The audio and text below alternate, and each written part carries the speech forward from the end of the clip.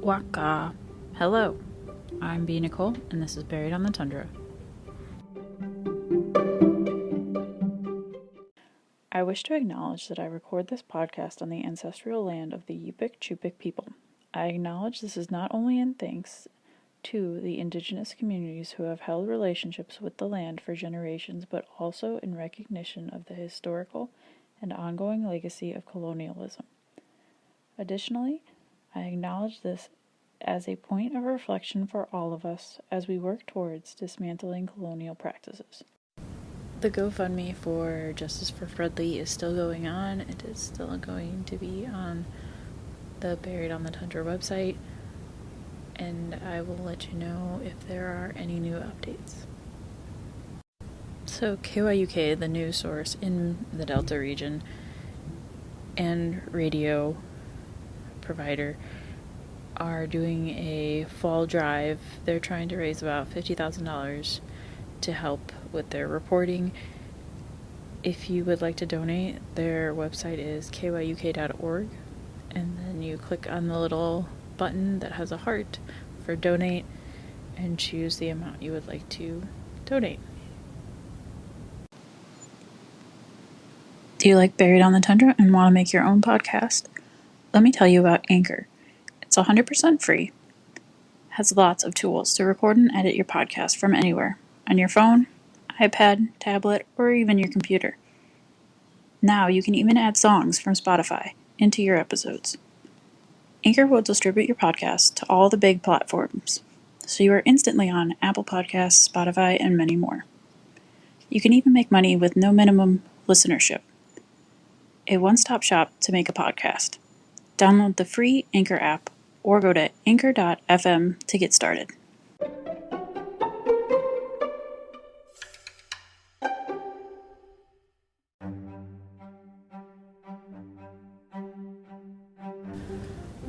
The Yupik village of Akiak has a population of 346 people.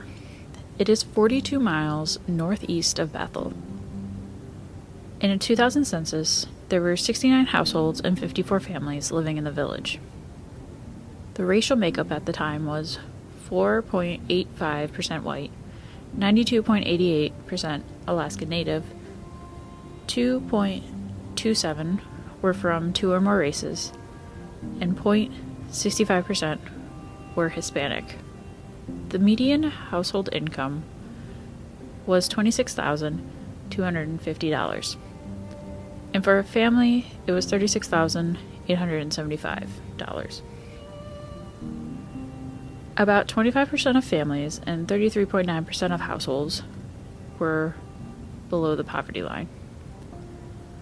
Fun fact, Akiak is currently home to the third largest museum of taxidermy in the world. Also, this year, Akiak is set up to become the first village with high-speed broadband internet by November. Internet in villages cost quite a bit. It's around $200 for 40 gigabytes of data each month. The plan is to use the satellite internet services from OneWeb to lower the cost to the customers. Another interesting fact is that Norgine was from Akiak. She was the first Alaskan Native to be district court judge in Alaska. In 2007, the Bethel Courthouse was named after her in her honor.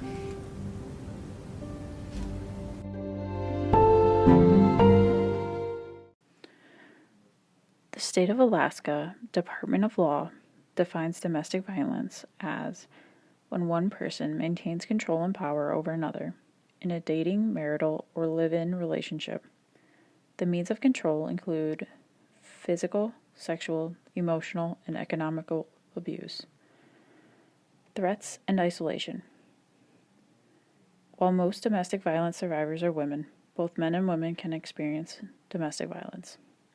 You probably have found your ability to make decisions being taken away from you by your abuser. With your choices and options removed, the abuser may come to treat you like a piece of property he owns, rather than an equal in making decisions regarding your household, children, or other matters.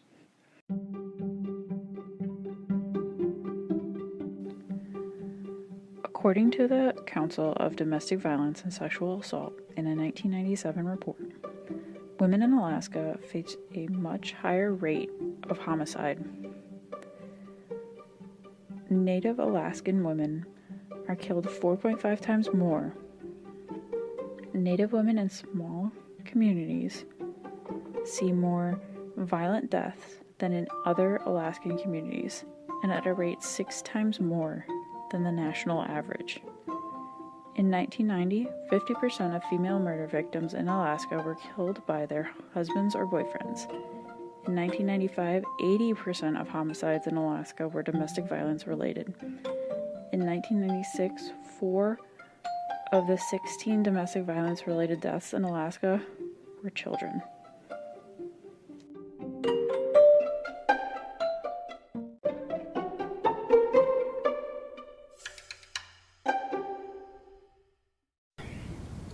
At 8:24 a.m. on July 12, 2022, the Alaska State Troopers were notified of a woman's body in the village of Aniak.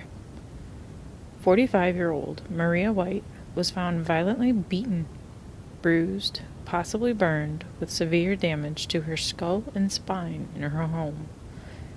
The troopers secured the scene until Bethel's Major Crime Unit could arrive to complete an investigation. The investigators interviewed eyewitnesses and collected evidence. They concluded, allegedly, John Parka, 43, Maria's on-again, off-again boyfriend, was at Maria's home consuming alcohol the night of July 12th. Parka had a court order to have no contact with Maria for beating her to the point that her body was covered in bruises in April. Based on the eyewitness accounts and evidence, Parka allegedly murdered Maria during that night. Parka was arrested for unlawful contact and violating conditions of release. Maria's body was sent to the medical examiner for an autopsy. On July 19th, Parka was charged with 1 count of first-degree murder, 3 counts of second-degree murder, and violation of conditions of release.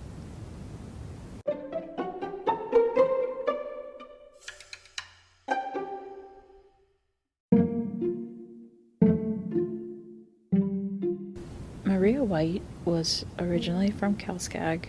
It looks like she has lived in quite a few different places. And then she inherited the house in Aniak in which she was living at. She was 45 years old on the day of her death. She is truly missed by all of her friends and loved ones. The National Domestic Violence Hotline is 800-799-SAFE. 800-799-7233.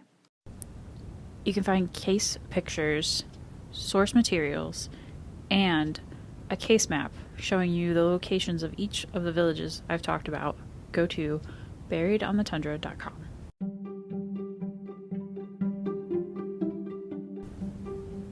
You can follow me on Facebook at Buried on the Tundra. You can also follow me on Instagram at Buried on the Tundra Podcast. Like, subscribe, review the podcast on whatever platform you're using. Next week, we're going to look at how 2 Russian nationals tried to seek asylum in Gamble this past week.